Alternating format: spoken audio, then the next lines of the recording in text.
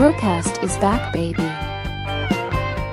This BRUCAST episode is brought to you by the BRUCAST Store. Explore a store filled with awesome goodies from hoodies to t-shirts to mugs. We've got you covered. Stay in style with BRUCAST. Embrace the shock, set the trend.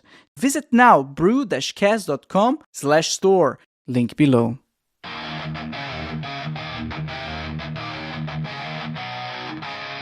Back with the fire, can't you see the flames? From Deutschland steps comes the BRUCAST name. Voices like thunder breaking all the chains. Unleash the fury like a runaway train. Alright, hi everyone, welcome back to another BRUCAST episode. If it's your first time watching the show, make sure to like and subscribe. If you're listening to Spotify or Apple Podcasts, please rate the show 5 stars. This will ensure that the podcast recommends to even more people and allow me to keep doing what I love. BRUCAST also on Instagram, X, and TikTok, where I upload shorts with the highlights of the show. So follow now, BRUCAST on Instagram, X, and TikTok. Links in the description below. Here we thrive, we survive!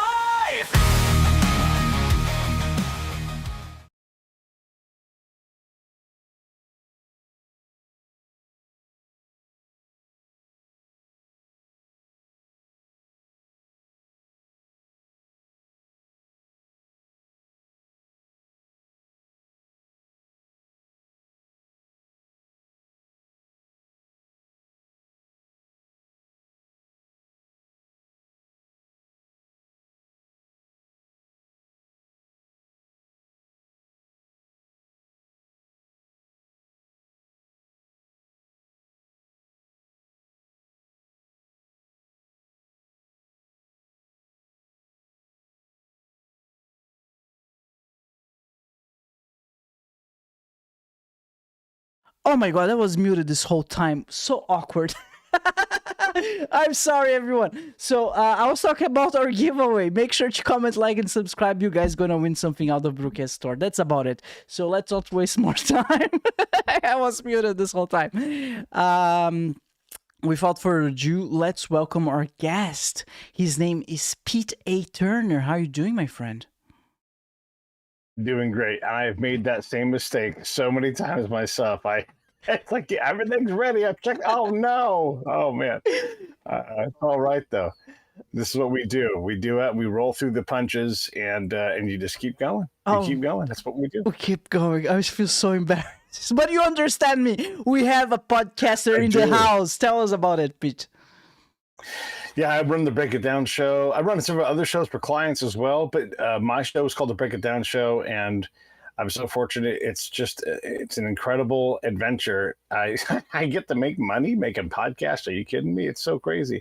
I've had all kinds of really interesting people on my show, whether they're famous or not, or maybe they're famous in their venue, but nobody else has heard of them because fame is very narrow. And so I just have had the best time, and I can't say enough things. If you can figure out how to do anything, podcast, paint, write song, whatever it's going to be, if you can have the level of success that I've had, which is attainable through hard work, oh my gosh, it'll change your life. Like if you were to have just as much success as I've had with the Break It Down show by writing, you would be like, I'm never going to quit writing again. I get to write every day. And that's how I feel about my show and the adventures that have been on. I get to work on the most amazing projects and meet the most amazing people.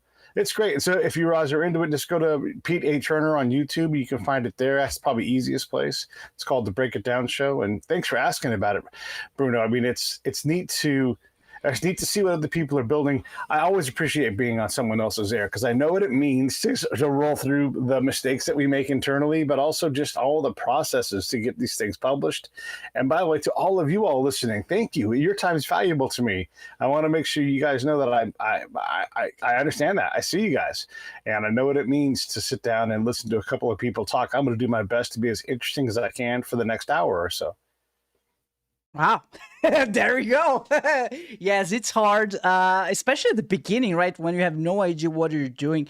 I remember my first episode to this day, I just fired up my 4080p webcam. I had no mic. I was just like, hi guys, I guess we're doing some show today. This is episode number 1 of whatever. And it just evolved from there. And it's fun. It's fun because at least for me, you meet so many different people and they tell you so many crazy stuff. Like the other day, I was talking to this guy. He literally connects with angels and talks to the angels. I don't know the extent of truth that is part of this whole story, but it's entertaining.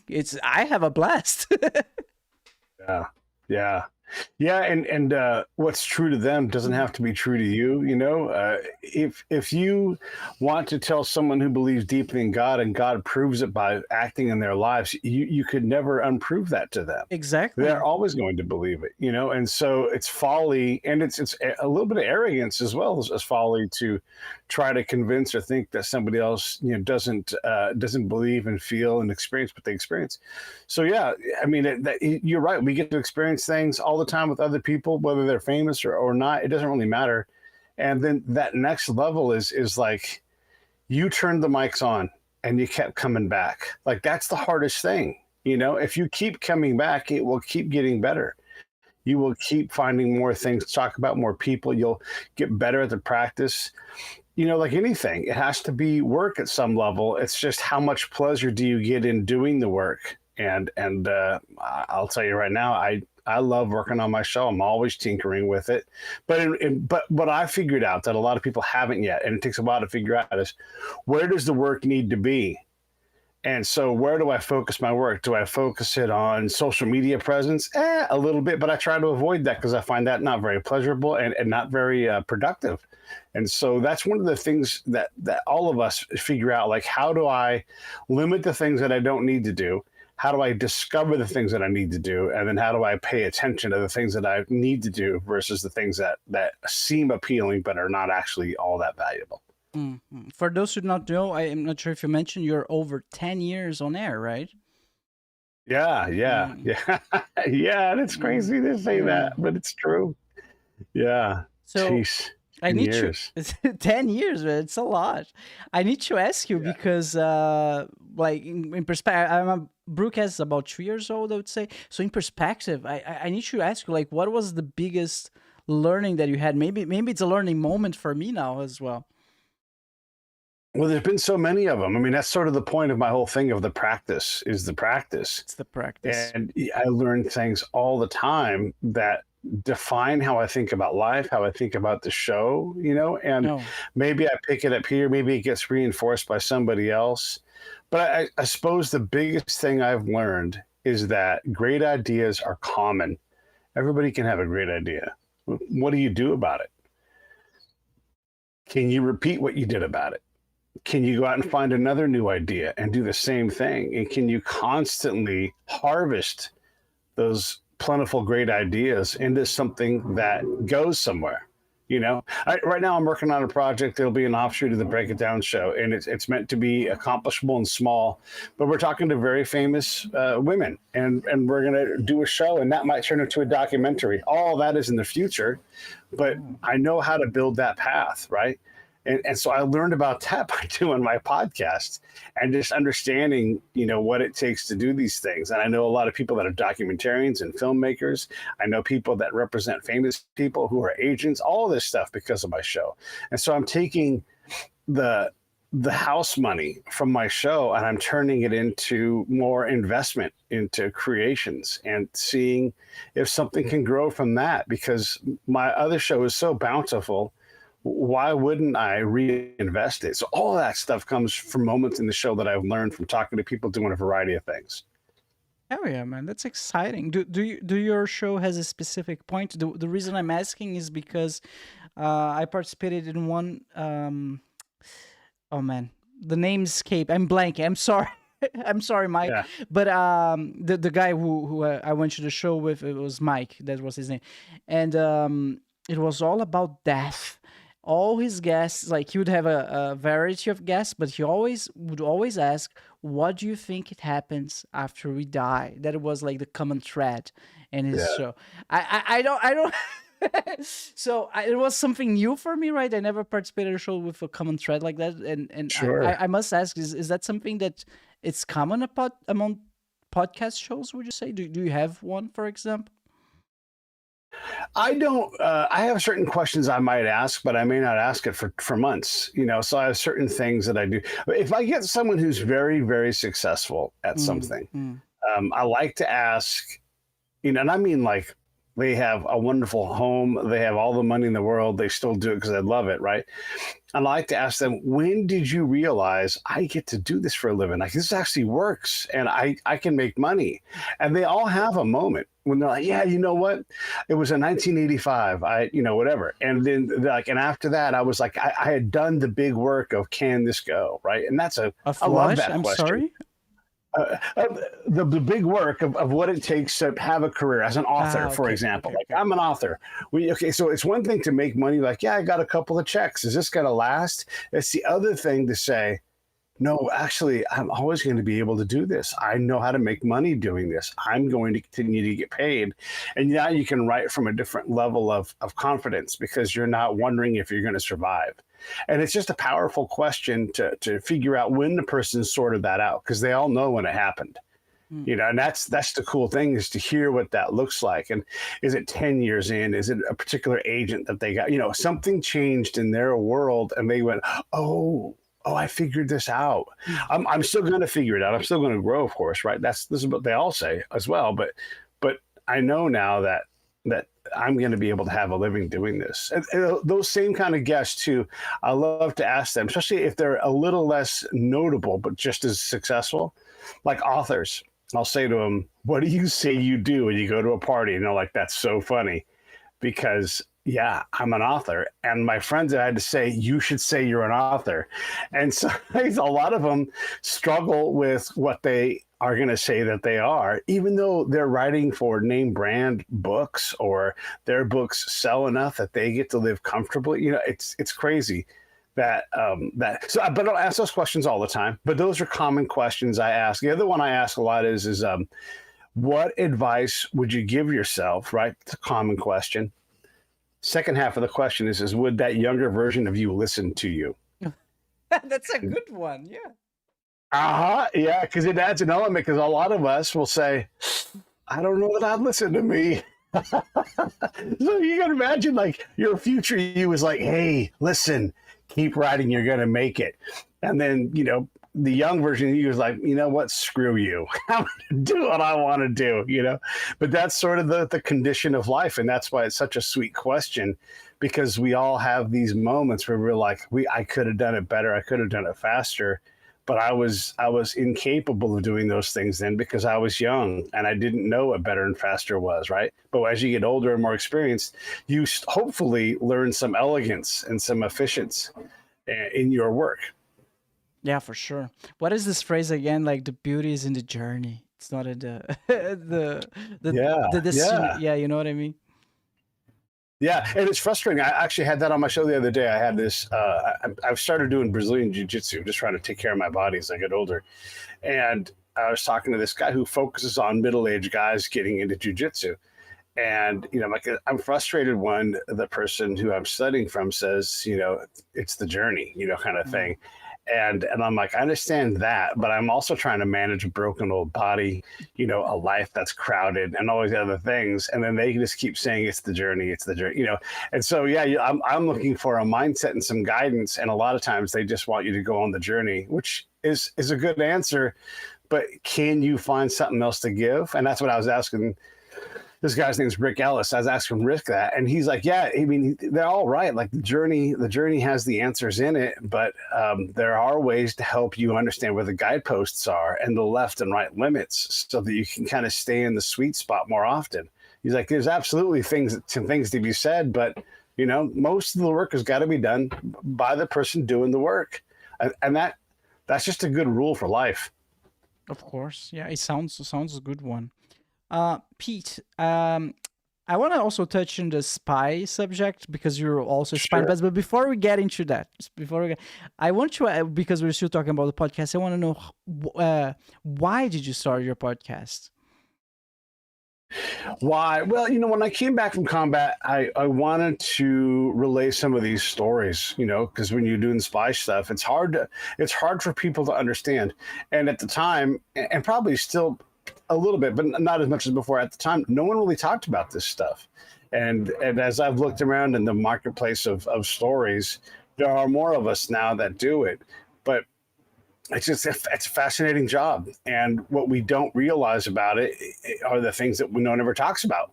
And so we just see representations in movies, and there's elements of truth in the movies, but the real stories are better. They're richer. They're real. They actually happened. And so I wanted to do that. Plus, I knew so many people already. And my partner, who I started my show with, my buddy John, he also knew a bunch of people. And they turned out to be equally as fascinating. And then all of a sudden, I don't need to talk as much because I get to tell my story whenever I want. But getting to share someone else's story was always part of it, but it became the bigger part of it because it was less about me and more about that person. Now, cut to any episode and I'm running my mouth about myself, but that's part of the journey, is relating these incredible experiences with other people who have incredible experiences. I see. Yeah, that makes a lot of sense. And when you mentioned spy, like reality is more interesting than fiction. I gotta be honest. When I was reading your profile and I got to know you, was like, wait a minute, what do I actually know about spies? I know Ethan Hunt from Mission Impossible and Right. James Bond. That's about it. I was like, what the fuck do I even know about spies? It's not like, how far am I from reality? Like, I'm pretty sure when it comes to Yeah. Mission, I mean, both of those franchises, they have pretty crazy tech. So I would say pretty far away from reality. Yeah, right, and that's okay because it's a secretive profession, and my peers in it will even disagree with my talking about it, even though I don't discuss classified things. I can talk about things that make them uncomfortable, but so many of them are obvious. So many of them are represented in movies and everything already. Yeah, a good movie for operational practices is Mr. Brooks with Mr. Brooks. Kevin Costner. Yeah, and he's a serial killer. And then what's that guy's name? Dane. He's a comedian. He's sort of his protege. And so those guys, yeah, that's it right there. That movie has tons of tradecraft in it. Mr. Brooks. And so you wouldn't know that, but if you want to learn how to do a vehicle meet, you watch Mr. Brooks, and then you will understand a vehicle meet. You will understand a Mad Minute. You will understand signaling. A And vehicle meet? and that's not a spy movie. What? What's that? Vehicle meet? Yeah. What is that?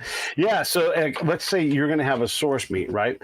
And you decide to do it in your vehicle. So you're going to meet up with your source. You want to protect them. You want to protect yourself. And so you might signal. So one of the things that you do when you have a vehicle meet is like you might do like a signal of like on or off, yes or no, right? And so you might put down the passenger side sunshade, even though there's no passenger in the car, and you're just sitting there parked with the passenger side sunshade down. That is the most obvious thing to the person looking for it, but nobody else is going to see it because whoever looks or cares what someone's parked car has in terms of sunshades up or down. And I'm talking just the visor, right? Just the visor part. But you might pull out a wider sunshade for a different signal. So you're using this parked car that may or may not have a person in it as a communication device. And again, right car, right spot, right time. You can say a lot with that. And they do that kind of thing in Mr. Brooks. And then you get into the vehicle with more than one person and you're having this, quick meeting. Well, that might look weird for someone who sees the whole thing, but how often is someone staring at a car, people talking, and if that person got out 5 minutes later, you'd be like, oh, those guys just talked. Was anything bad happening? I don't know. You can't start there. You might be slightly suspicious, but also who knows? And what were you going to do about it anyhow? So vehicular meetings are very flexible and very capable. And by the way, if you drove off, no one would be any the wiser while you and the other person drove for 15 or 20 minutes, and very hard to track someone driving. You can pre-program a route that no one would know you were doing. They would be scrambling all over the place trying to follow you. And so all of that stuff, that's all in Mr. Brooks. And if you expand your knowledge by 10% beyond that, you've got a real grasp of what it takes to do that one little aspect of spying. Would you say they had some type of counseling, maybe? Wait, no, what counseling in what way? Like, do you think they have like some real spy who helped them craft the script? Yeah, maybe a lot of their stuff is just intuitive. I don't know how they got so close to tradecraft in that movie. Maybe the person who wrote it had some training in tradecraft, or maybe they're like, what if you took spy skills and you attached them to so I don't know. But the bottom line is we see movies with surveillance in it all the time, and you don't have to get it all right. But if you hire someone who makes your surveillance part of your movie better, that person probably knows what they're doing. And in surveillance, it isn't rocket surgery. Like it's a thing where you can go out and you can read about it and you can intuit a lot of it. There's some practices that are helpful and some mindsets that definitely guide it. But you don't have to necessarily even have anyone with that. Just you can read a few books and be pretty steeped in what it takes to explain or tell a story with surveillance in it. You probably wouldn't be a very good surveillant, but because that takes practice, that takes teamwork. But boy, and talking during surveillance is different too. But you don't need to do all that when you're telling a story. You just need to give the appearance of it. So when you say surveillance, what exactly that means? Is that the skill necessary to do the job of a spy? Yeah, I mean, surveillance is part of what we might do, right? It's one of the, and it's so spying has a lot of subdisciplines. And in my particular field, counterintelligence, there's probably 120, 130 subdisciplines. Maybe that's even grown because now you have computers and you're doing counter surveillance on that. And you're doing, I mean, if you import an piece of electronic equipment for your electrical grid. So the U.S., this is a good example. The U.S. opens a counterintelligence investigation into some kind of Chinese product or person every 10 hours. So twice a day, we're opening on average, right? And that's not on a clock, but that's how often. So, the better part of 1,000 times in a year, we're opening a counterintelligence investigation against China specifically because they're always competing with us in the realm of intel. And so, yeah, you buy a piece of equipment from them. Is it compromised already? Well, you need a counterintelligence agent to figure that out. And now you've got to examine that piece of equipment. You've got to look at the network that brought that equipment to you. Where did you get it in China? Are they compromised? All that in the line, that all requires agents to look into it to see, like, how is this thing compromised? Or is it compromised? Maybe it's not. Probably is. But that's all intel stuff. So when you're looking at like what these jobs are many jobs. Some of them are police enforcement. Some, like in my field where I'm doing tactical counterintelligence, there's really three main disciplines. You're either an analyst, a person who runs operations, or you're a person like me who goes into the field. All of these jobs are essential, right? The field job is the sexiest job, but it's also the hardest, most dangerous. It's the dirtiest. It's just, it's rough, but everybody but not everybody can do it because you have to have the right kind of physicality, the right kind of personality, and you have to master a lot of things with very little input or guidance, right? Did you have a license to kill? Did you have a license to kill like James Bond? I mean, I was in the Army. I was with the Army, right? People got killed. I mean, all those people, like it was a war. And so, yeah, people, I mean, I had rules of engagement for when I could kill someone, right? So if you think of that as a license, yeah, you have a license to kill. Make sure that you don't just shoot someone, elevate the risk until you have to shoot them. But yeah, that's a license to kill. Is there any other way to explain that if you're in combat? I mean, if it's your life is on the line, I guess not. You just need to protect yourself at the end of the day, right? Yeah, exactly. Yeah. And here, okay, so here's a little bit of a misnomer. And in this scenario, because another scenario and other things, though I have this, we'll call it a license to kill. If I start killing people, I am not going to be a good member of my network. When you kill people and you have a network and you're trying to build trust, killing people is a cost, right? So maybe you get away with it once. Oh, it's a dangerous place. If I kill 5 people, if I get into a giant shootout, if I start driving my car through town like a maniac escaping the police, my level of being able to operate in that area is compromised. So I have to find different techniques to remain evasive, to protect myself, to protect the people I'm working with, because they're relying on me to be an agent for them, to protect them, to help them. And if I am, it's like back when I used to bounce in bars, right? I was trained by a guy and he's like, if there's fights in this bar, you aren't doing your job. because you're now working in a bar that fights, and people don't fight in this bar. That's why we're here, to make sure that people don't fight in this bar. So how we're going to handle this is that people aren't going to fight in this bar. We're going to be there before it starts. We're going to de-escalate it. And when it does happen, we're going to turn it off fast and get everybody back to doing what they're supposed to be doing, drinking, dancing, having a good time, chasing women. That's what we do. So same thing in the spy world is you can't, if you're a kind of spy that kills people regularly, well, then you are going to have a very hard time operating in real life because you're someone who takes life. And I'm not saying that it doesn't happen, but that's the real world. You just can't go blow up a building and fix your tie and walk away.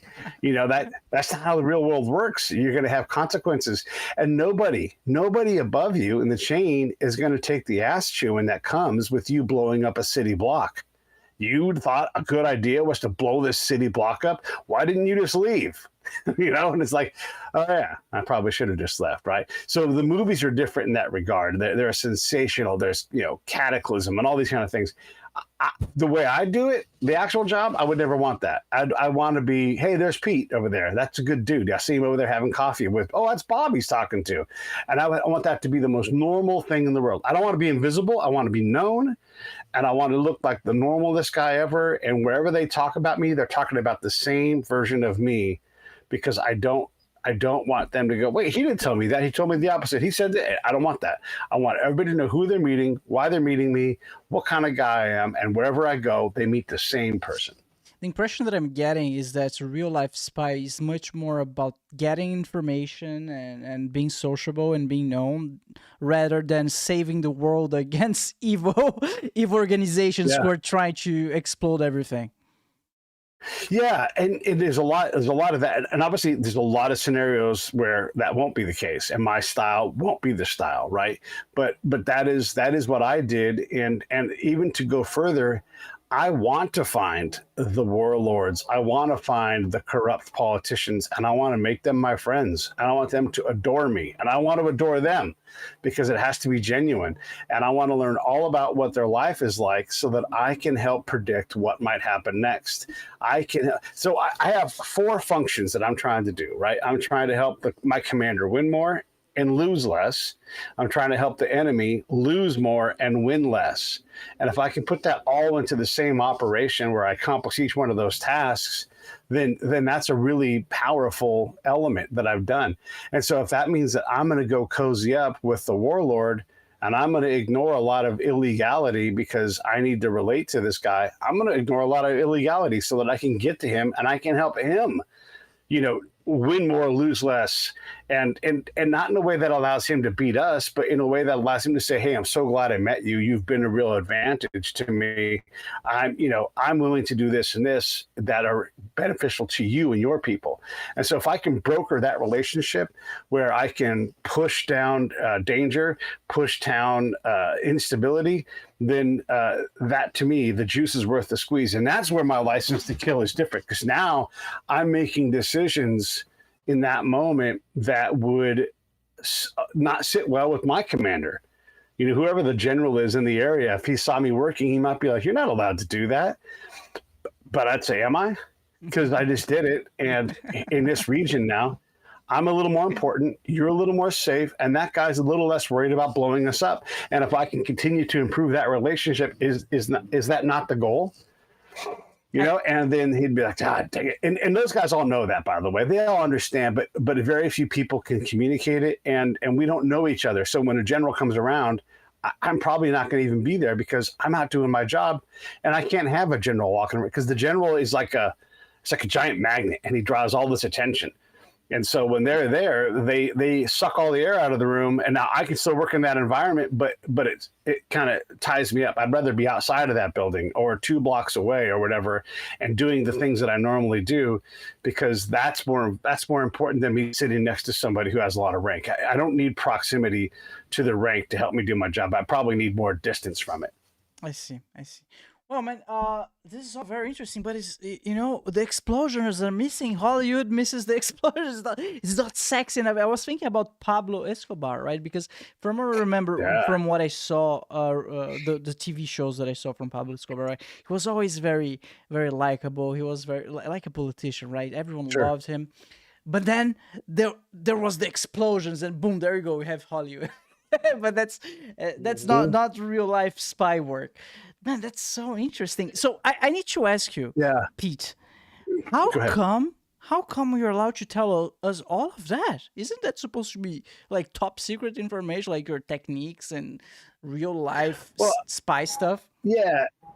I mean, a lot of the techniques I made myself, and so I've declassified them because I made them, and a lot of them are just techniques. I'm just describing the sales job. I'm just describing a reporter's job in a lot of ways, right? And so a lot of this stuff is just open knowledge. Of course, I want to curry favor with people that I want something from. Of course, I want to go build a network on how to go read a book about how to build a network. All this stuff is going to be in there. So the practices and the techniques, they aren't classified. I can tell you about a Mad Minute. I could break down everything that you would want to say in a Mad Minute, and I can tell you none of that's classified. It's all open and known. You read a book, read a manual, and you can find out about it. What is classified is if I met you and we had our Mad Minute and we were going to talk about all these security things really fast, and it was encoded in a way that we could talk in the open. Like if we had a bona fides to meet, right? And I came up to you and said, hey, where's a good place right here to get coffee? And you're like, oh, go over to Larry's. He's got the best coffee in town. And I'm like, which flavor, which one should I get? And you're like, get the pumpkin spice latte. Okay, well, we just communicated that, yes, the meeting is on. Yes, we're going to go to Larry's. Yes, and so even though nobody else would know that, okay, so that information before that meeting happens, and probably after that meeting while it happens for a little while, that information is classified. We don't want anybody else to know that's the real conversation that we're having, right? So that coded message, that sounds very normal and innocuous. The elements of that, yeah, that's classified. While that operation goes on, nobody else needs to know that except for me, Larry, or whoever the guy is. So that's what's classified. The actual techniques a lot of times aren't. I'd say all about surveillance, and all of it's going to be obvious, and so it's not classified because it's just known. You just read a book about surveillance and you understand that wherever you would sit to surveil somebody, you need to turn around and look around and be like, where would I sit behind me to watch me? That's counter surveillance. Outside of that ring, there's counter surveillance. So I go out to operate, I do a surveillance route, and I try to detect any kind of coverage on me, right? Well, if I have a team, they'll be outside of my route, and they'll watch me on my route to see if someone's watching me. And if someone wanted to get even crazier, they would go outside, the guys outside my route, and they would. So then you're not going counter surveillance, right? All of that stuff is real. It sounds crazy, but if you're trying to see things, then you need to understand that someone could be watching you at all times. You always have to. Here's a big thing that I like to talk about when I'm trying to train someone in spying, or talk about, to give you guys an idea. You're always asking yourself, who's running who? Am I the source or am I the handler? And if you don't know, you're probably pretty close to having a good source, because they've got to give so much up to you that they're valuable. But you have to do the same. And you're always kind of doing that dance on, is this dangerous? Am I now being run? Have they curried favor with me? And so you're always doing this, who's watching who, what's going on here? Is the world that I'm living in the real world? It's very crazy, right? God. So all of that stuff goes into this melange of spying. There are no coincidences, except for there are coincidences, and so if you start looking at every coincidence as being a plan against you, you can make yourself crazy, unless it's a plan against you. And so none of that, all of that is just stuff that's in the ether that you can look up through any kind of way, and it's not classified, right? It's when I talk about the commander's intent, we'd like to go to, I don't know, let's say that we're both in Germany and we're going to go to Saarbrücken and we're going to run an op on the mayor. Well, that would be classified, right? Like, because, we've got a target, it's international, there's law involved, there's, all these things are going on, and we're going to go do something with that mayor. Well, yeah, we don't want people to know about that in advance, and probably not afterwards. And so we'll never talk about that. And that's the classified part, is what were we doing? What did we do? What happened because of it?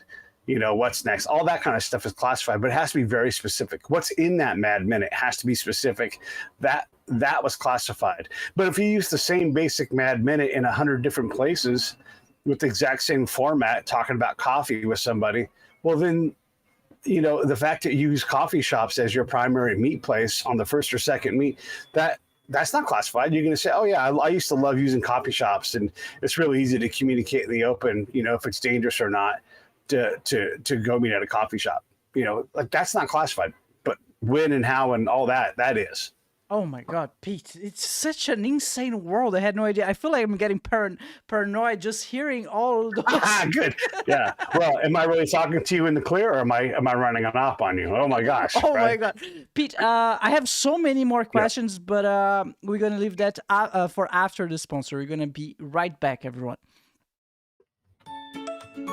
Parents, have you been searching for an app that's both fun and educational for your kids? I've got something exciting to share with you today. It's called FunTastic Plus. FunTastic Plus is a free app where education meets entertainment, designed specially for children ages 2 to 12. It's built by experts, completely ad-free and totally safe, so you can feel confident handing your phone or tablet to your little ones. Inside the app, kids will find a world of engaging content. Their favorite cartoons, audiobooks and songs to spark imagination, educational games that make learning fun, and all of that to keep them entertained while supporting their development. FunTastic Plus is available on iPhones and iPads and even works offline. So whether you are on a road trip, flying, or just at home, your kids will always have something to enjoy. So if you're ready to give your kids a space that's both fun and educational, download now FunTastic Plus for free on the App Store. FunTastic Plus, a safe and ad-free educational platform for kids. Link on the description below. All right, and we're back. Thank you so much, FunTastic Plus, for being our channel sponsor. Go check it out. It's an amazing app just for kids. Thank you again. Pete, we're back, my friend. I need to ask you, what is Mad Minute? That's a term that you used quite often. Yeah, Mad Minute's just a communication plan. And here's the funny thing. There's also a Mad Minute in all kinds of things. Also in like news reporting, if you're going to meet with somebody, a protected source, right? Because it's the same kind of thing. Sales has a Mad Minute. But basically what it is you have your basic plan that, like I'm going to meet Bruno on every third Tuesday of the month, right? Unless it's dangerous to do so, because I don't want you to be exposed, or I don't want to be exposed. And so we'll communicate first, like, is it safe to meet? No. What's plan B? Plan B is we circle back in an hour and we meet at the alternate site. So instead of going to Larry's coffee shop, we're going to go over to Chris's strudel shop. And we go get strudel instead, right? Because we just need some time to shake off something. And then maybe it's like, no, what? We're going to go to our alternate site. And that means that we're not going to meet today at all. We're going to meet on Saturday at the church. And that church is the spot where we go for our backup to our back. So it's stuff like that where you're communicating what's going on. Like, did you get a chance to run your surveillance route? Yes, I did, right? But you don't say those words out loud. You're like, hey, how's everything going today? Oh, everything's peachy. Or you might say, oh, man, my back is killing me, right? That right there is a yes-no switch. Okay, no, your back's killing you. Oh, have you been to the doctor? And so the person, says, yeah, oh, you know what, I have an appointment for, and then that time comes up, right? And then that could be the communication. And they might say, no, I haven't been to the doctor yet. And I might say, I know a guy who's a doctor. I bet he could get you in today in about 2 hours, right? All of that is, we're talking about the actual meeting that we want to have.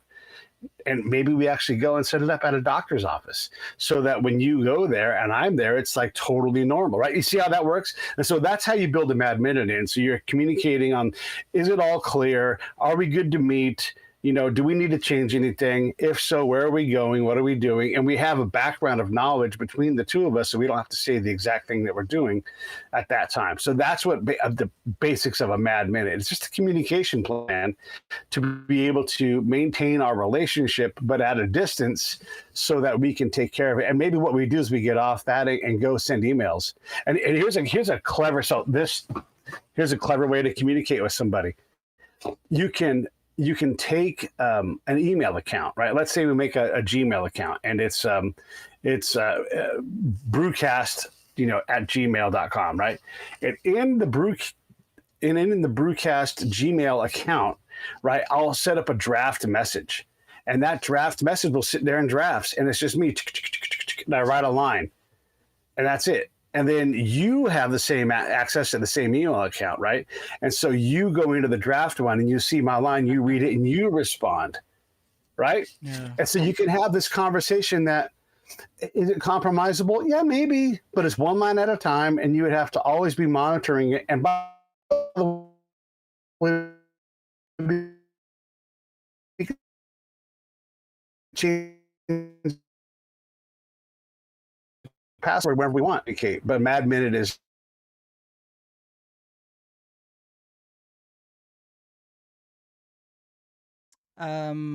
Pete, are you there? I think we lost connection for a second. Could you say something?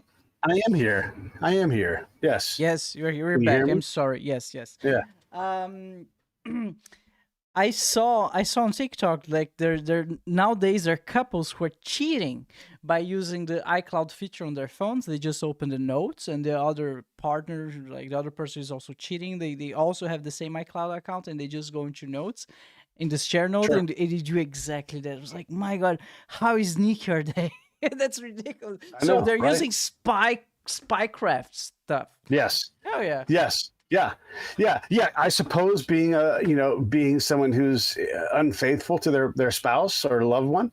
Yeah. I mean, you're going to use spy techniques.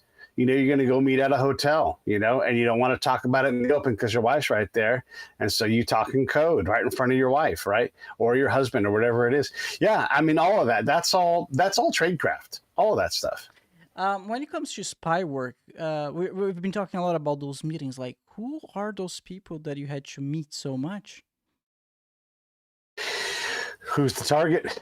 The thing okay. So in the collection world, and again, like I'm using very specific cases here, right? So I want to spot and assess people, right? I want to spot, assess, recruit.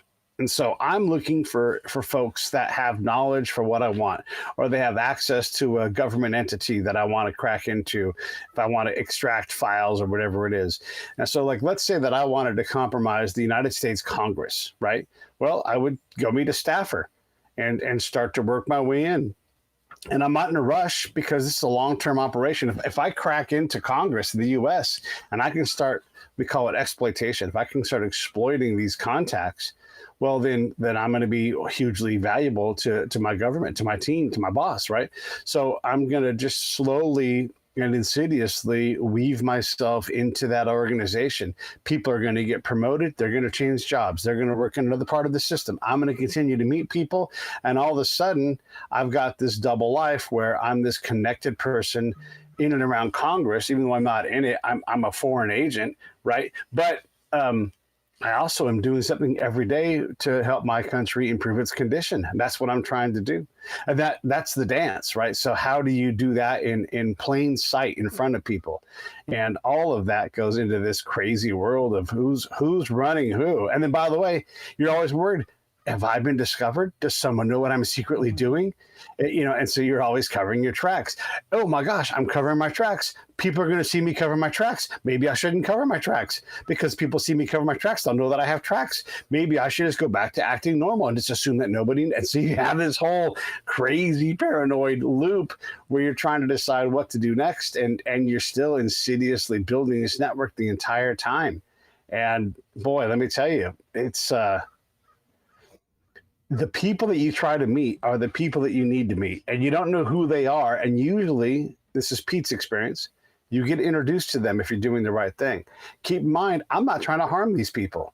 So if you're the senator from North Carolina, I'm not trying to harm you. I'm just trying to get to know you. What do you need? How can I help you? Here's how you can help me if I ever need to ask you for anything. It doesn't matter. I may not even need to talk to that congressman. Maybe I need to talk to their chief of staff. And so now I'm two relationships away because I know the secretary for the chief of staff, and I just work my way in from there. And that's why I'm talking to that secretary. That's why I'm talking to the guy who delivers their bagels on Tuesdays when they have bagels. I'm getting to know all these people so that my presence is normal, and I'm using their access to the thing that I desire, access to Congress. So that's sort of an approach to whatever it is that you're trying to figure out. Like if you're trying to get into the Wuhan germ lab, to understand what they're doing. You don't just, like I always say, you'll appreciate this, because I use kind of a crazy German accent when I do it. But the worst way to find out where the bombs are in town is to walk into town and go, where is it? Wo ist die bombs? You don't just run in and start asking where the bombs are, because nobody's going to talk to you. And I like to use a crazy German because you'd be terrifying if you were like this, here comes a Nazi guy asking me where the bombs are in town, shaking people down. That's what's going to come across like that. So you never ask for the thing that you want.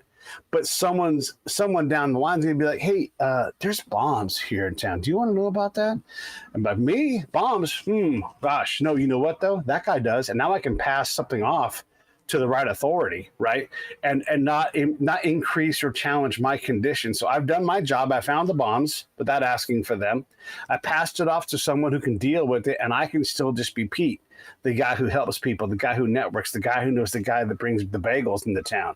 And so soon they start to come to me. Right? If I've done my job and they go, Pete, you're an expert in all things Iraq, as I talk to an Iraqi. Yeah, I know a lot about that. What can I do for you? Do you know this? Or how should I approach this? Now I've become, get this, if I've done my job right, I'll become the Iraqis' advisor. So that commander, that governor, whoever it is, they're like, hey, I need to talk to you. Can you come by today? Now, am I being run? Oh, I don't know. But I am in that spot where that governor or that general is like, get me Pete, he's my advisor. And if I've done my job right, we've exchanged trust, I believe them, because I've purposely tried to make a relationship where that's going to happen. And then here's what I do. I do it right in front of my commander's face. And that my commander later on will say to me, the general asked for you like you were his advisor. What have you been doing? And I'm like, advising him? And they're like, how in the world did you get that? And so that's my job, is to blow my boss away, let him see what I'm doing. So he's like, I had no idea. I'll go to the same meeting as my boss, right? And I'll come back with totally different information than everybody else, because I'm not doing what they're doing. And I'm better at what we're all trying to do than they are. It's not that I'm a better person or a better warrior, but we're talking in a room collection. Nobody in my unit is going to be better than me at that. Not at this stage of the game. I just know so much of it. So I'm going to walk into that room and more reliably pull out information that nobody else can get to. More reliably get that next meeting and go somewhere where they can't get to. People often, especially in my kind of collection, people often say, it's like you're looking for a needle in a haystack. That's where those bombs are, needle in a haystack. And I'm like, yeah, well, I'm 2 fields over. It's a field of needles. And I just keep scooping up needles and putting them in my wheelbarrow, and I bring them over, because everything I'm finding out, the commander is desperate to know, but didn't know that they needed to know it, didn't know they had access to it. That's how you use a spy in a tactical field collection, is figure out how to get that person access to people. They'll start bringing information, and that will help the commander better run their operation. That's what I do in a nutshell. How would you say is the best and fastest way to build trust with someone? Well, you have to test. If you don't test, it doesn't matter what steps you take. Test? And so you're always testing. Yeah, you test for trust. Have I earned this person's respect enough to have a meeting with them? Have they acted in a way that allows me to say, I can elevate the risk level of our trust? Because at some point in a combat zone, they're going to want to get me I'm going to say to them, what's the safest way for you to have this meeting with me? What's the safest way, safest time? Military people don't do that. We just show up unannounced with 20 dudes with guns and tanks. So when I say to them, what's the safest way for us to do this? So we can really get to work. And when they say to me, how about I have my guys come pick you up and we'll go to my uncle's house, because he's the most prominent sheikh in this area. But I don't want all the other Americans there. Well, now I have a different question, that I have to ask myself. Am I being run? Am I going to be ambushed? What do I need to do for my unit so that they'll allow me to do this thing should I decide to do it, but also enable them to have answers if something goes sideways so they can help me, right? And there's a whole bunch of coded messaging in that.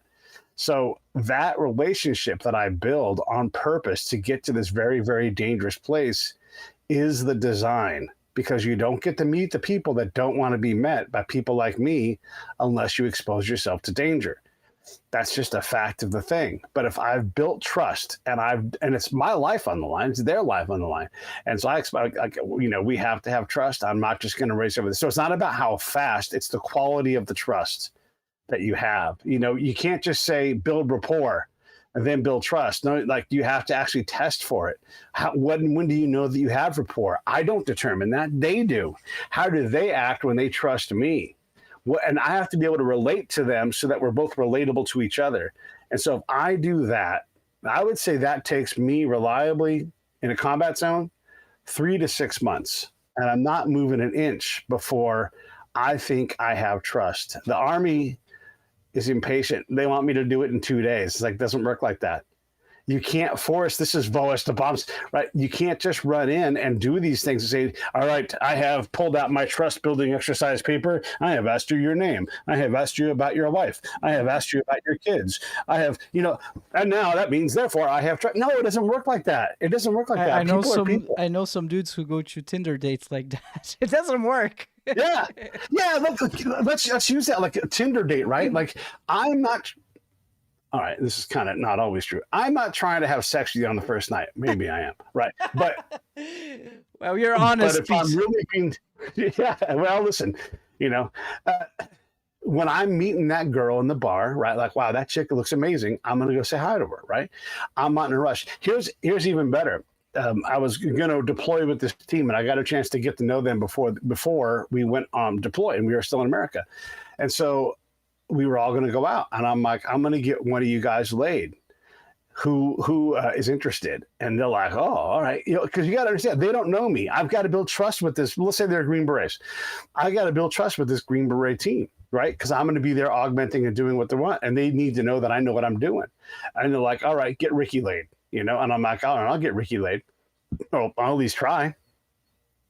If I've done my job, that girl knows what she's getting into. Hey, that guy's a Green Beret. Broke up. He's kind of brokenhearted. You're such a good looking chick. Do you think you just go talk to him, maybe cheer him up a little bit? And I don't have to do a whole lot more than that. And then she's like, oh, I'll talk to Ricky. That's nice. You're such a nice friend, And then she goes over and talks to him. And then it's on Ricky from there, And if you can't get laid and you're a Green Beret with, already walking up to you, I'm sorry. That's on you, right? You got to figure it out. So, in the Tinder world, yeah, like what's the thing? Are you really looking for a girlfriend? All right, well then you're gonna have to go slower, because if I was a chick, I wouldn't want some guy that's running around trying to stick his dick into people. That's not the guy that I want to date. I'm here for something else, right? I mean, some chicks are into that, I guess. I'm about to say, unless she's like, no, I just want to hook up tonight, and maybe you become a friend with benefits, but that's and so yeah, totally right. So what kind of access does she have for you? And if it's like, no, I've got kids, I'm not going to even introduce you to my kids. Oh, okay, that's a different ball game. Cool, different ball game. And maybe you're there for that, maybe you're not. And maybe she's there for something. And she's like, no, you're not. You're getting me wrong. I don't need you around at all. I just need you for tonight, And so, yeah, that's a very good example of tradecraft, just in a different way. So, Pete, your spy days, they run back.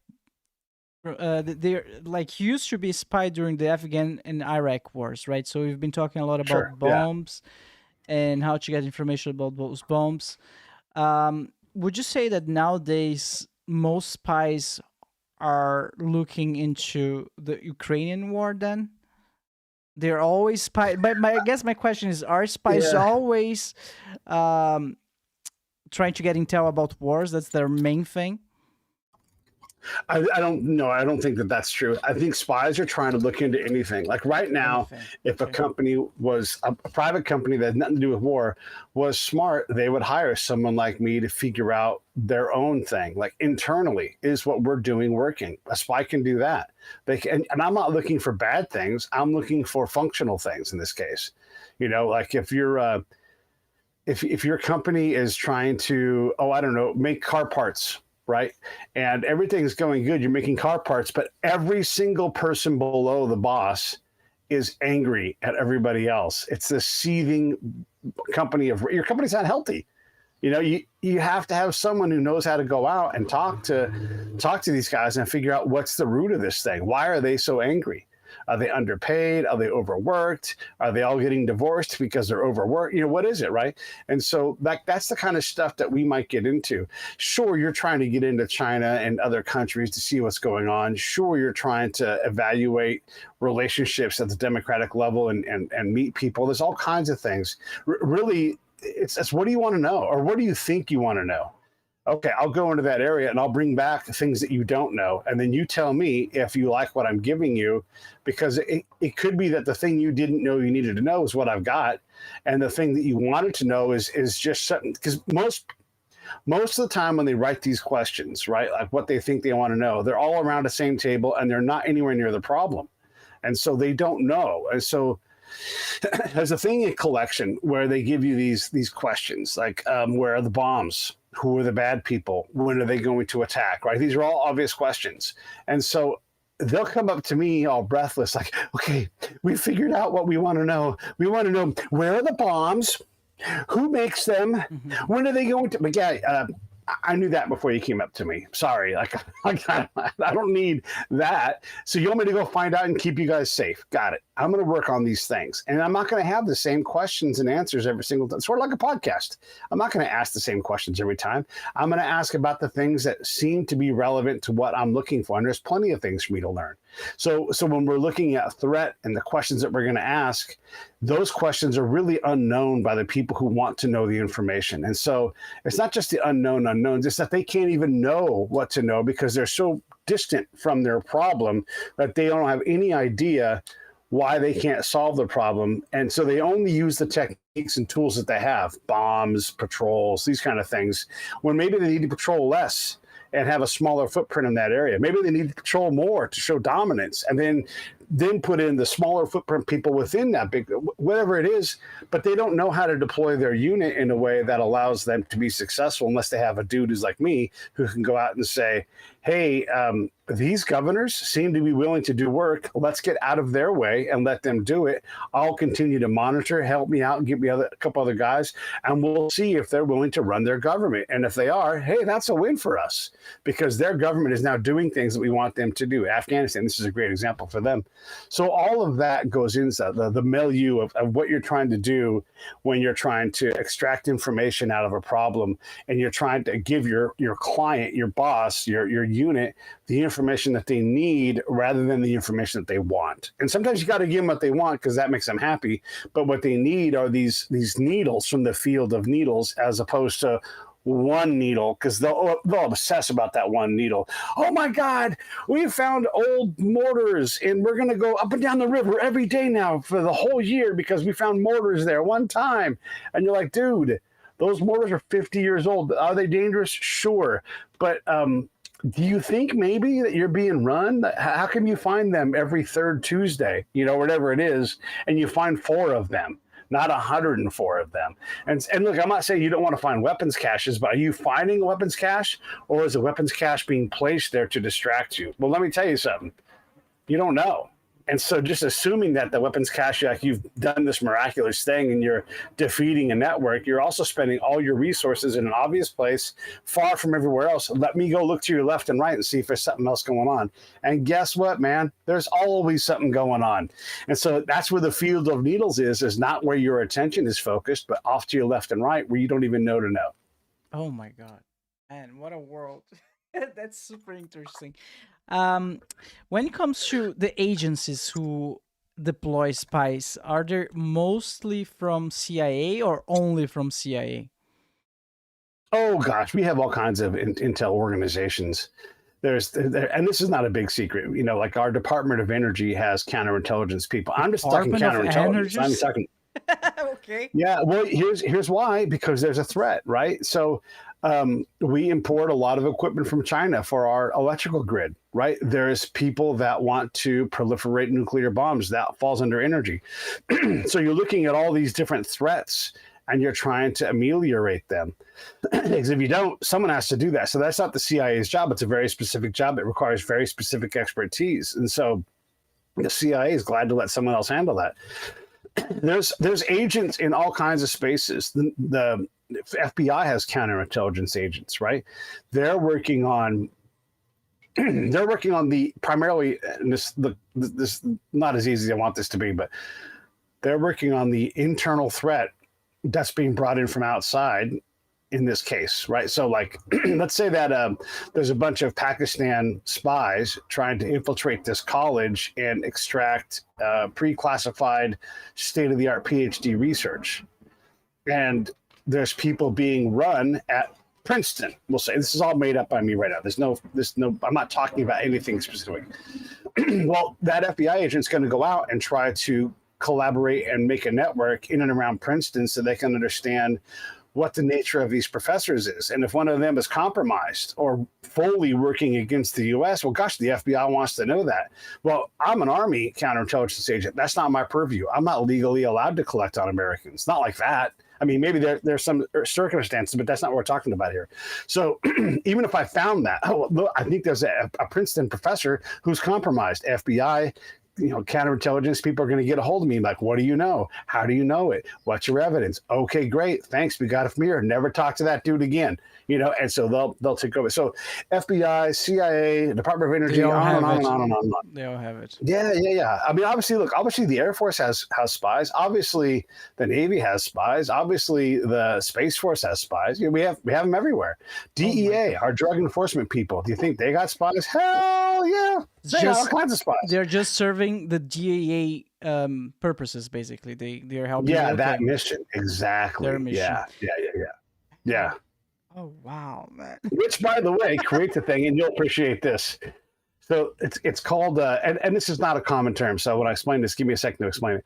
It's called Berlinery, right? Because Berlin was, after World War II, was packed full of spies. And who was spying on who? Were we spying on ourselves? All this kind of, again, the melange is going on, right? So that Russian guy, is that my source? Or is that your source? Or is the Canadian's guy's source? And you're like, hey, wait, Canadian guy, you running my source? No, that's my source. What are you talking about? And the whole time, the German behind those guys who's allowing that source to be ran is now going, oh, I've sowed chaos, right? So all of that stuff happens in this multi-agency world that the Americans create so that the DEA may have the main mission and the CIA has to know to back off. Well, we don't like to communicate like that. We don't like to say, hey, that's our operation. Well, who the hell do you have in the room? I can't tell you that because that's classified and I'm not going to give it to you because my guy's life is on the line in there.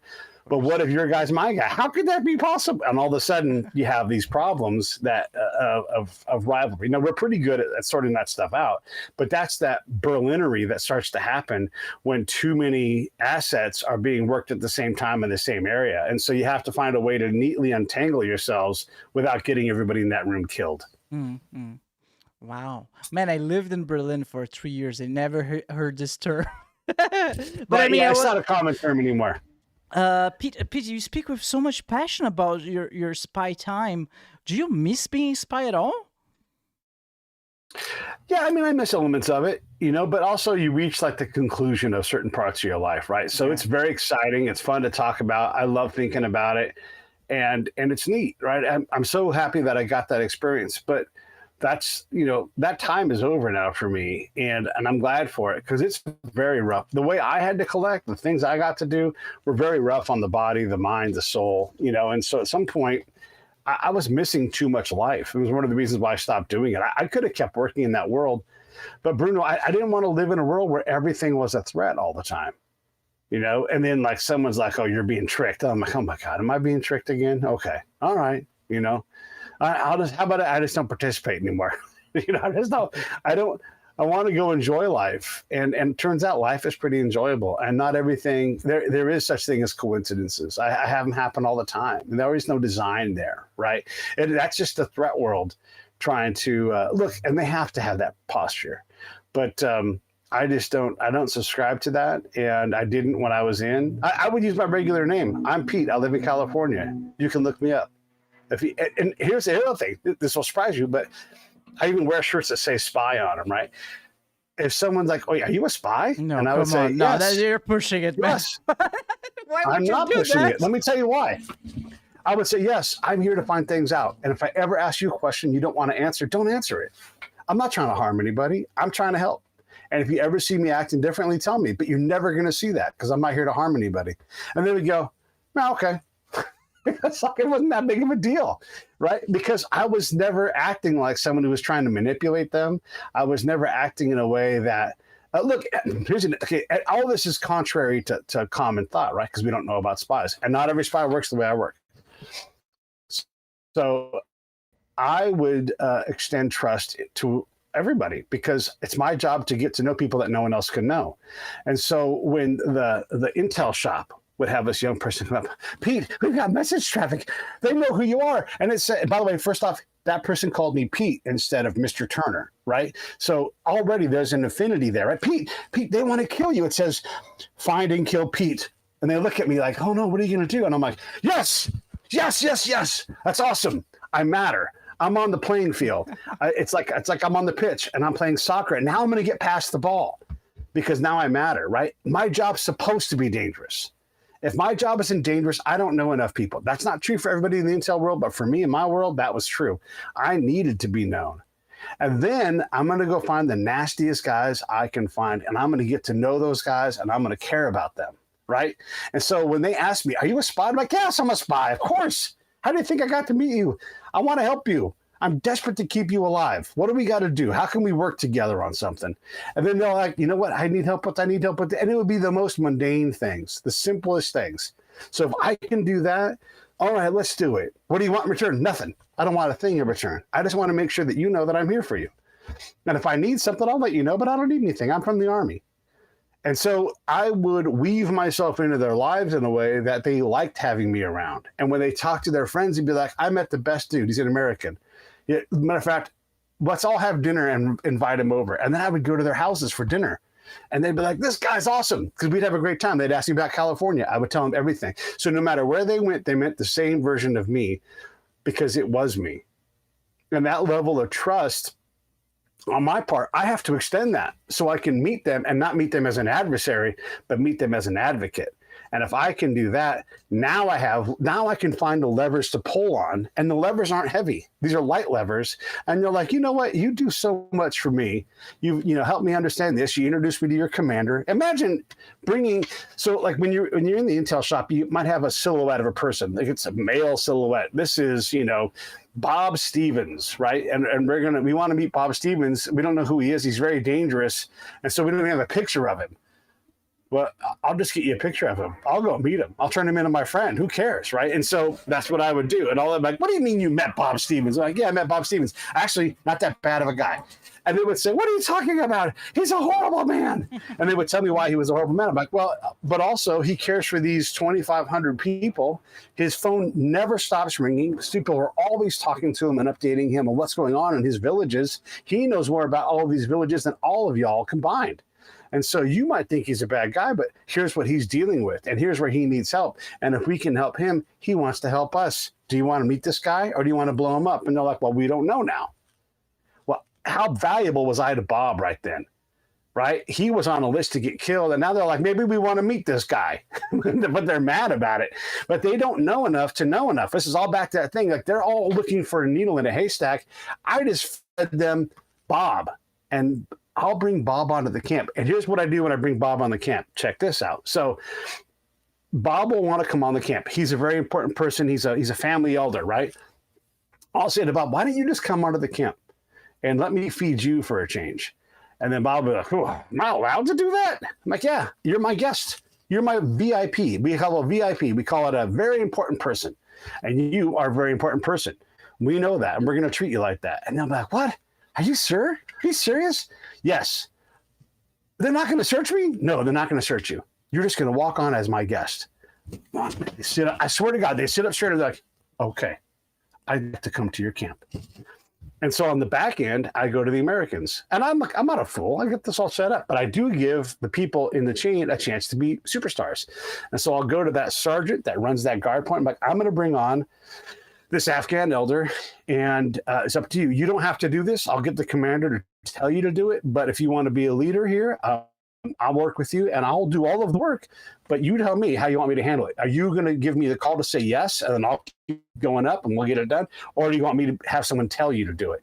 I mean, I don't care what these E5s decide, but some of them are like, you know what? All right, Pete, yeah, bring them on. We won't search him. And I'm like, and you'll get a position of attention and you'll salute. Like, oh no, absolutely. We get what you're doing. We'll do the whole thing. Other guys are like, no.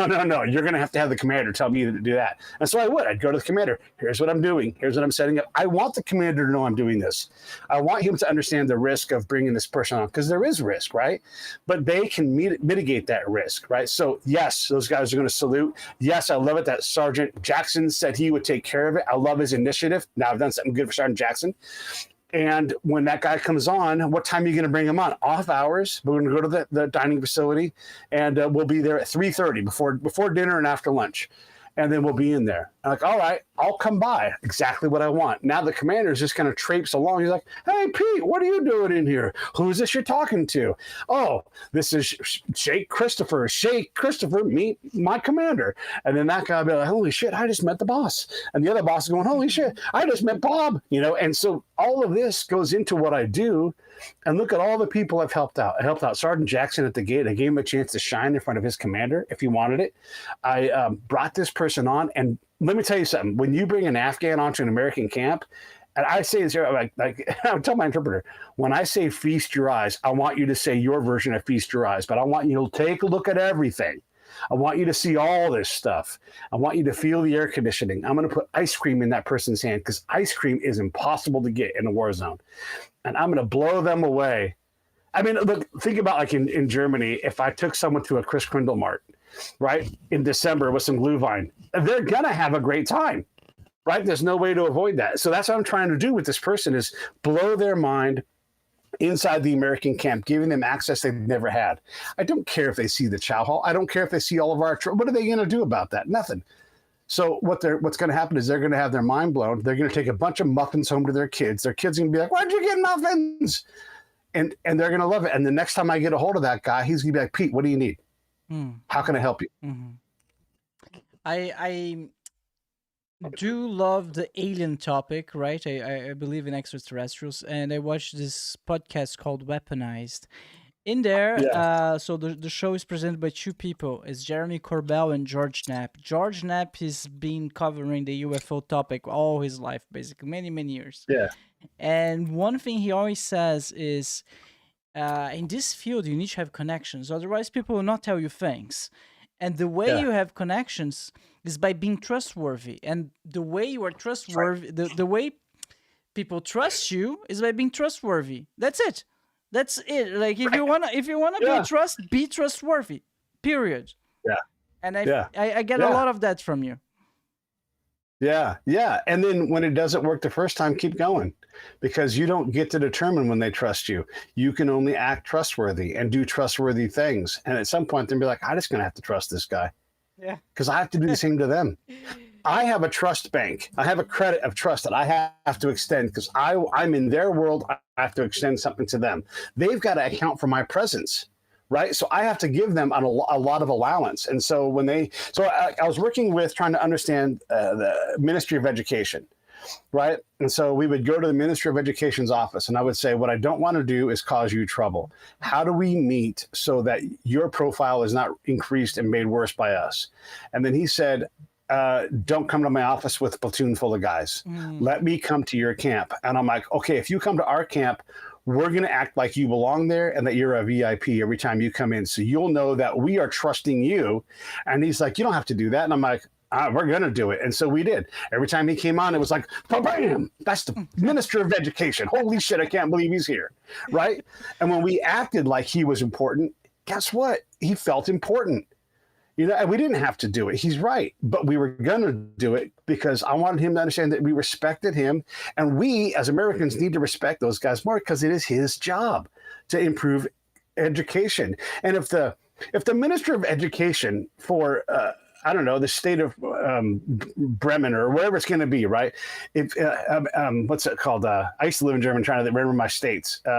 Essen. They'll come in Essen. All right. So if the Minister of Education for Essen is going to show up somewhere, well, you have to act like he's an important dude. The same level of government is the guy that I'm dealing with, right? And so this guy oversees all education for Frankfurt and Hanau and all these other places. So the guy I'm talking to is important, and we bring him on, and he holds a meeting. And then he's like, I'd like to bring some guys on the camp. These are very important people. Okay, great.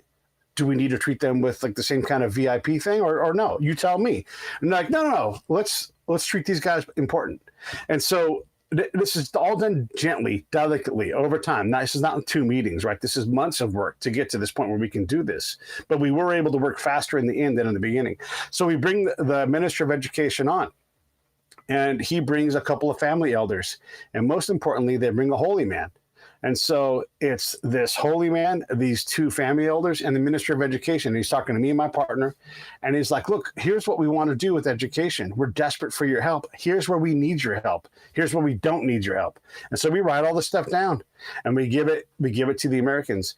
When we do this, one of the things they say to us is, never, under any circumstances, bring books to me or to kids. That is not your job. That is my job. I do that. You put me in a bad spot when you do that. And it's dangerous for you. It's dangerous for me. Don't ever, ever, ever bring books to kids. As he's saying this, these family elders are going, yeah, don't ever bring books to kids. We don't like that. Right? The holy man, same things, like it is impossible. You cannot do this. Well, pretty clear message, right? Yes. Yeah, we write that up. Give it to everybody on the American side in this state that we were in. Here's the rules. They want our help. Here's how they want our help. All within our purview, all super awesome for us. All we have to do is work that part of the problem. About a year later, a bunch of Americans got blown up, some of them killed. You know what they were doing? Gotcha. Taking books to kids. God damn it. Oh my God. How did you feel about it? How did you feel about it? I feel horrible about it. And here's the thing is our Secretary of State at the time happened to know one of the people that got blown up because she was in the Department of State. And he gave her eulogy because he happened to meet her right before she died. And he talked about how and he was talking about the Taliban, how when people who don't allow other people to do things and they want to harm them and do things bad to them, how they'll shame on them. And I'm like, oh my God, you just described us, you buffoon. We shouldn't have been talking to those kids. They were desperate to educate their kids. They wanted to manage it themselves, and they have a Minister of Education. John Kerry said something. It's like, yeah, shoot people in the face. That's us, dummy. We put ourselves in a position where we're dominating what they're allowed to do and how they're supposed to raise their kids. And you think that they like that? After they told us specifically, months and months and months of work, Bruno, went into this whole thing to earn the right to be able to give this message back to the Americans. And it lasted 5 minutes, maybe 2 weeks, 3 weeks. It didn't last a year. So that's the spy game, man. It is heartbreaking when stuff like that happens. And I've got 100 stories like that. But that's the reality is I'm trying desperately to get us to be better at what we're trying to do. That's the main thing I'm trying to do. And if the locals will let me, I will be able to communicate their message about need and danger and everything else back. But it takes a lot of work to do that. And that may not seem like spying, but look at that tightrope I had to walk to get to that point where I was allowed to carry that message back to the Americans, and the Americans pissed on it. Pete, man, there's a lot to unpack there. But I want to ask you something else. So because you were part of this shadowy world, right? At least for us outside of the spy world, it feels shadowy, right? It's something that we're not in touch with every day. I need to ask you, what's your opinion on the whole Charlie Kirk assassination thing? Do you think it was an inside job? Because apparently a new facts came out not long ago, 5 days ago. Apparently the shot was hit him from the back. So this sparked a whole new can of worms. Like it opened a whole new can of worms, a bunch of new theories that it's an inside job. What do you take on this? Yeah. I don't know. I have not heard about that, so I don't want to act like I know anything about that. Okay. What I do know is that Charlie Kirk is dead, and I can't imagine a scenario where anybody would want to target him. That's good for movies. I just don't buy that. Look, I'm ready to be wrong about that, but he got killed by a sniper who was purposely intent on killing him. And I don't think he was a patsy. I think he was the person. And if that's wrong, that's fine. We get in such a rush to need to know what happened. Like it's Christmas and we have to open the gift. I'm just going to let the pros go be the pros. And if they're going to lie to me and deceive me, that's fine. I don't trust them anyhow. So, whatever it's going to be. You heard here on the show, everyone, ex-spy telling that he does not trust the government. Okay. Yeah. Well, look, and that's because they've done untrustworthy things. This goes back to the thing that we just discussed. When you are trustworthy, you do trustworthy things. And my government has done a lot of nonsense. They've lied to us and done things. And I'm not saying a party, I'm saying the government.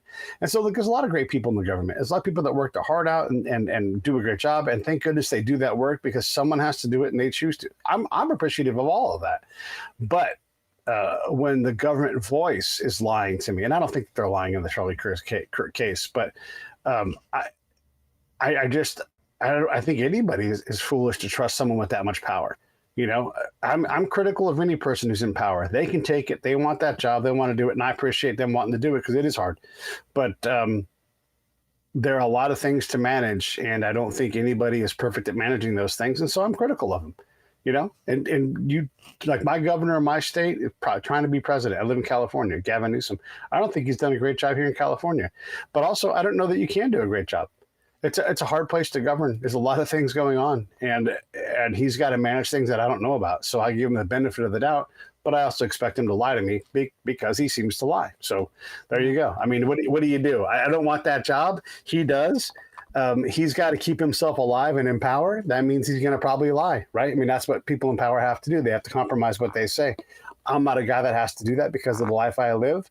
So I guess when it comes to Charlie Kirk, I am sad that he is dead. People get murdered in this country every day. And I don't know what to do about any of them. That's not where I can apply my skills and pressure.